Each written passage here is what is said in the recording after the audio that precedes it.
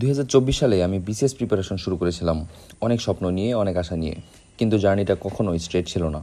এর মাঝখানে অনার্স শেষ করেছি, মাস্টার্স কমপ্লিট করেছি, আর কাউন্টলেস বার নিজের ফিউচার নিয়ে কনফিউজড হয়েছি। কখনো মনে হয়েছে বিসিএস আমার জন্য না। তখন ভেবেছি মিডিয়াতে কেরিয়ার গড়ব। কখনো কর্পোরেট সেক্টরে স্বপ্ন দেখেছি, আবার কখনো দেশের বাইরে পড়তে যাবার জন্য পেপারস পর্যন্ত রেডি করেছি। আমি ডিরেকশন চেঞ্জ করেছি, প্ল্যান চেঞ্জ করেছি, কিন্তু একটা জিনিস কখনো চেঞ্জ হয়নি, সেটা হলো আমার ভিতরের সেই বিসিএস ড্রিম। যত দূরেই যাওয়ার চেষ্টা করি না কেন, দিন শেষে সামহাও এই স্বপ্নটাই আমাকে আবার টেনে নিয়ে আসে পড়ার টেবিলে। হয়তো কারণ কিছু স্বপ্ন শুধু কেরিয়ার না, একটা ইমোশন হয়ে যায়। আমি জানি না শেষ পর্যন্ত আমি সাকসেসফুল হব কি না। আমি জানি না এই জার্নি আমাকে কোথায় নিয়ে যাবে। মাঝে মাঝে এখনও ভয় লাগে, যখন দেখি অন্যরা এগিয়ে গেছে, যখন মক টেস্টে ভুল হয়, যখন নিজের ক্যাপাবিলিটি নিয়ে নিজেরই ডাউট হয়।